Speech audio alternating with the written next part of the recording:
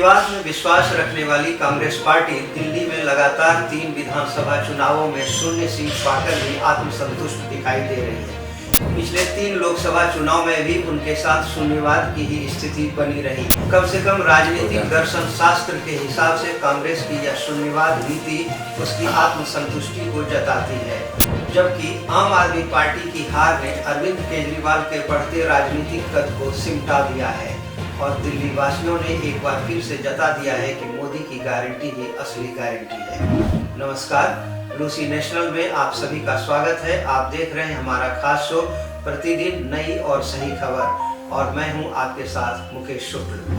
दिल्ली विधानसभा 2025 में बीजेपी को अपार जीत मिली है तो उनके नेताओं का उत्साहित होना लाजमी है और इसके ठीक विपरीत आम आदमी पार्टी का सदमे में जाना भी परिणाम अनुकूल है। ऐसे में अब दिल्ली की राजनीतिक स्थिति क्या उभरती है उसका आकलन हम अपने प्रोग्राम में आगे विस्तार से करेंगे। उससे पहले आइए जानते हैं आज की सुर्खियां। महाकुंभ मेले में भक्तों का जनसैलाब देखने को मिलता है। अब तक 50 करोड़ से अधिक श्रद्धालुओं ने आस्था की डुबकी लगाई। 14 जनवरी से शुरू हुए महाकुंभ अमृत स्नान में विशिष्ट अमृत स्नान का लाभ सभी श्रद्धालु विशेष अवसर पर उठा रहे हैं। महाराष्ट्र के मुख्यमंत्री देवेंद्र फडणवीस ने भी अमृत स्नान कर आस्था की डुबकी लगाई। महाकुंभ जो है ये इस बार जिस प्रकार के योग लेकर आ रहा है, 144 साल बाद ये योग आया है, तो इस बात की भी प्रसन्नता है कि ऐसे योग में संगम पर स्नान करने का मौका हमको मिला। मैं हमारे उत्तर प्रदेश की सरकार को और हमारे मुख्यमंत्री योगी जी को बहुत बधाई देना चाहता हूँ। बहुत सुंदर व्यवस्था यहाँ पर हुई है। मेले में आने वाला हर व्यक्ति बहुत ही प्रसन्न है और मैं ऐसा मानता हूँ एक नया इतिहास और एक नया रिकॉर्ड यहाँ पर बन रहा है। जिस प्रकार से श्रद्धालुओं ने यहाँ पर दर्शन लिए हैं, जिस प्रकार से डुबकी लगाई है, जिस प्रकार से गंगा मैया की एक प्रकार से आराधना की है, तो मैं मानता हूँ कि एक नया रिकॉर्ड बना है। दिल्ली में भाजपा की जीत के बाद भाजपा नेताओं के बैठकों का दौर जारी है। बीते दिनों अपनी जीत और कुछ सीटों पर बहुत कम वोटों से हुई हार का विश्लेषण करने के लिए 43 चुनाव समितियों की बैठक हुई। बैजनाथ पांडा और वीरेंद्र सचदेवा इस बैठक की अध्यक्षता कर रहे थे। दूसरी ओर दिल्ली विधानसभा चुनाव में आम आदमी पार्टी की करारी हार के बाद पंजाब में आम आदमी पार्टी में दरार दिखाई दे रही है। आप नेता और पंजाब के मुख्यमंत्री भगवंत मान ने इस पर अपनी सफाई में कहा, हमने अपने खून पसीने से पार्टी बनाई है जी, ठीक है ना। तो हमने अपने मतलब मेहनत करके घर घर जाके, गलियों में जाके, गाँव में जाके, कस्बों में, शहरों में जाके हमने पार्टी बनाई है। तो हम ऐसे असल में ना उनके यहाँ कल्चर है इधर जाने का, कभी उधर आने का, कभी वापस आने का। मतलब एक उनका नेता है वो ढोल बजा रहा था कि हमारी पार्टी हार गई, तो नीचे कमेंट आ रहे थे कि भाई साहब ये जीरो पे ढोल बजा रहे हो कि आपकी जीरो आई है तीसरी बार। तो अपना फिक्र नहीं करते, दूसरों में नुक्स निकालते रहते। विधानसभा चुनाव में आम आदमी पार्टी के बाद अब भ्रष्टाचार के खिलाफ एक्शन तेज हो गया है। कई विभागीय जांच शुरू कर दिए गए हैं। इस बारे में संकेत खुद प्रधानमंत्री ने कार्यकर्ताओं को संबोधित करते हुए अपने बयान में दिए थे। ये दिल्ली वालों को डरा रहे हैं कि बीजेपी आएगी तो ये बंद हो जाएगा, वो बंद हो जाएगा। लेकिन मैं दिल्ली वालों को विश्वास दिलाने आया हूं, भाजपा सरकार में दिल्ली में जनहित की कोई योजना बंद तो नहीं होगी, लेकिन उसमें जो बेईमानों का ठेका है ना, उनको बाहर निकाला जाएगा। महाराष्ट्र में एक साहित्यिक कार्यक्रम में महाराष्ट्र के उप मुख्यमंत्री एकनाथ शिंदे को शरद पवार द्वारा सम्मानित किए जाने के दौरान शरद पवार ने एकनाथ शिंदे की तारीफ की। इस पर शिवसेना के उद्धव गुट के नेता संजय राउत ने अपने बयान में कहा कि ऐसे अवार्ड खरीदे और बेचे जाते हैं, जबकि महाराष्ट्र की राजनीति में इसके अलग अर्थ निकाले जा रहे हैं। कांग्रेस ने अपने कई शीर्ष नेतृत्व में संगठन स्तर पर परिवर्तन किया है। इस क्रम में पंजाब का नेतृत्व अपने वरिष्ठ नेता भूपेश बघेल को सौंप दिया है। दिल्ली में आप सरकार द्वारा जारी मोहल्ला क्लिनिक का नाम बदलकर अब आरोग्य मंदिर किए जाने की संभावना है। इस पर आप नेता और दिल्ली के पूर्व मुख्यमंत्री आतिशी सिंह ने कहा, देखिए, हम तो बीजेपी वालों से कहेंगे नाम बदलने के बजाय कुछ काम करें। दिल्ली वालों ने उनको जनादेश दिया है। खबरें तो उनके अंदर से यही आ रही हैं जो मैंने आपको बताया कि उनका काम करने का इरादा नहीं है और लूटने का इरादा है और उस लूट का ठीकरा आम आदमी पार्टी पे फोड़ने का इरादा है। एक बार फिर से आप सभी का स्वागत है लूसी नेशनल में। आप देख रहे हैं हमारा खास शो प्रतिदिन नई और सही खबर। दरअसल दिल्ली ही नहीं, देश की राजनीति में कांग्रेस की भूमिका एक ट्रैफिक पुलिस जैसी हो गई है, जो कभी दाएं से बाएं जाती हुई गाड़ी को पास होने का इशारा देती है और कभी बाएं से दाएं जाती हुई गाड़ी को पास होने का इशारा देती है।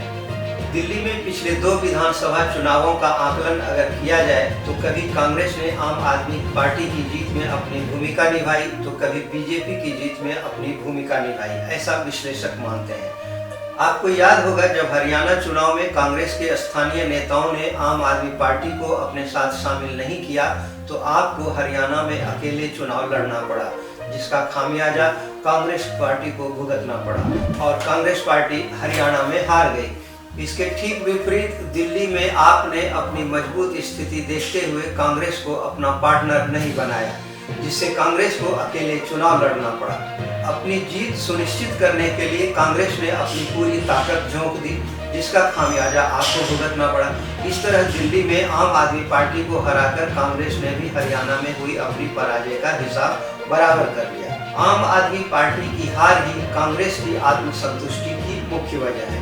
इसके विपरीत इंडिया गठबंधन के सभी सहयोगियों ने आम आदमी पार्टी की हार में कांग्रेस को मुख्य विलेन बनाने में कोई कसर नहीं छोड़ा है। तो ये उनका दुख छिलक रहा था कि कांग्रेस मुझे हराना चाहती थी, मोदी जी को नहीं हराना चाहती, दिल्ली और हरियाणा।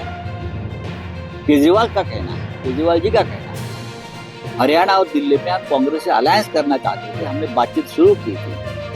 हरियाणा की जो चर्चा थी उस वक्त केजरीवाल जी जेल में थे, लेकिन बात आगे नहीं। तो इसमें कोई क्लैरिटी नहीं है, ना लीडरशिप को लेके, ना एजेंडा को लेके, ना आगे क्या हम रहेंगे या नहीं रहेंगे इसको लेके। शायद दिल्ली के इंतखाबात हो जाएं, उसके बाद अच्छा ये होगा कि इंडिया ब्लॉक के तमाम जो हिस्सेदार हैं उनको बुलाया जाए और इस पर क्लैरिटी हो। अगर ये सिर्फ पार्लियामेंट इलेक्शंस के लिए था, इसको वाइंड अप करिए। दरअसल जिस दिन से आम आदमी पार्टी ने दिल्ली में अकेले विधानसभा चुनाव लड़ने का फैसला लिया, उसी दिन से यह कयास लगाया जा रहा था कि कांग्रेस भी इस बार आसानी से अरविंद केजरीवाल को विजय का रास्ता देने वाली नहीं है और इस चुनाव में अपनी पूरी ताकत झोंकने वाली है। ऐसी स्थिति में चुनाव त्रिकोणीय होना निश्चित था। आम आदमी पार्टी के संयोजक अरविंद केजरीवाल पहले ही लोक लुभावनी योजनाएं देती आ रही थी, जिसे अपने घोषणा पत्र में और अधिक विस्तार दे दिया। समाज में शायद ही कोई वर्ग या समुदाय ऐसा रहा हो जिसके लिए अरविंद केजरीवाल ने नई योजनाओं की घोषणा न की हो। कांग्रेस पार्टी भी इसमें पीछे रहने वाली नहीं थी। उसने भी कुछ नई योजनाएं और कुछ पुरानी योजनाओं को नयापन देते हुए जनता के बीच परोसना शुरू कर दिया। लेकिन कांग्रेस शायद इस बात को भूल गई कि जनता का दिल जीतने के लिए सिर्फ योजनाएं ही काफी नहीं है, जमीनी स्तर पर भी काम करना होता है। दिल्ली विधानसभा के बीते 27 वर्षों के तमाम चुनावों में हार का सितम झेल चुकी भाजपा ने इस बार समय रहते इस बात को महसूस कर लिया कि सिर्फ केंद्र सरकार की योजनाओं के सहारे दिल्ली का दिल जीता नहीं जा सकता है। इसके लिए भाजपा ने आम नागरिकों की रोजमर्रा की जरूरतों को ध्यान में रखते हुए अनेक योजनाओं को भी शुरू करने का वायदा किया, जिसे सामान्य भाषा में रेवड़ी बांटना कहते हैं। अब जनता के सामने तमाम पार्टियों से योजनाओं का अंबार लग गया। ऐसा महसूस होने लगा कि 2025 की विधानसभा चुनाव के बाद दिल्ली वासियों की रोज होली दिवाली होने वाली है और इस बार मतदाता वोट करने नहीं बल्कि योजनाओं का कूपन लेने के लिए मतदान केंद्रों पर जाने वाले हैं। अब जनता को तय करना था कि किस पार्टी की गारंटी सबसे ज्यादा दमदार है। ऐसे में निश्चित रूप से मोदी की गारंटी ज्यादा दमदार और व्यापक लगा। उन्हें महसूस हुआ कि डबल इंजन की सरकार में उन्हें वन रूफ सॉल्यूशन मिल रहा है। दरअसल दिल्ली की समझदार जनता सरकार को किसी प्रकार की बहानेबाजी करने और दिल्ली को बदहाल करने का अवसर नहीं देना चाहती थी। इसी के मद्देनजर जनता ने वर्षों बाद भाजपा को एक अवसर दिया और अरविंद केजरीवाल से किनारा कर लिया। चुनाव प्रचार के अंतिम पड़ाव में प्रधानमंत्री नरेंद्र मोदी द्वारा दिल्ली की जनता से किया गया भावनात्मक निवेदन उनके दिलों की गहराइयों में उतरा। दिल्ली की जनता ने मोदी की गारंटी पर भरोसा जताया और भाजपा को भारी मतों से विजयी बनाया। 70 विधानसभा सीट में 48 सीटों पर भाजपा विजयी हुई। 27 वर्षों के लंबे अंतराल के बाद भाजपा को मिली यह जीत निश्चित रूप से सुकून और शक्ति से ओतप्रोत कर देने वाली थी, जैसा कि प्रधानमंत्री नरेंद्र मोदी के बयानों से झलकता है। आप याद करिए, जन लोकपाल के मुद्दे पर इस पार्टी का जन्म हुआ। भ्रष्टाचार हटाना ये उनका मुख्य मुद्दा था, लेकिन आज इस पार्टी के ज्यादातर नेताओं पर करोड़ों के भ्रष्टाचार के मुकदमे हैं। दिल्ली विधानसभा चुनाव 2025 के रिजल्ट ने यह साबित कर दिया कि दिल्ली की जनता सिर्फ नेताओं के झूठे वायदे और प्रलोभन में पड़कर वोट नहीं करती, बल्कि वह दिल्ली के विकास के मद्देनजर वोट करती है।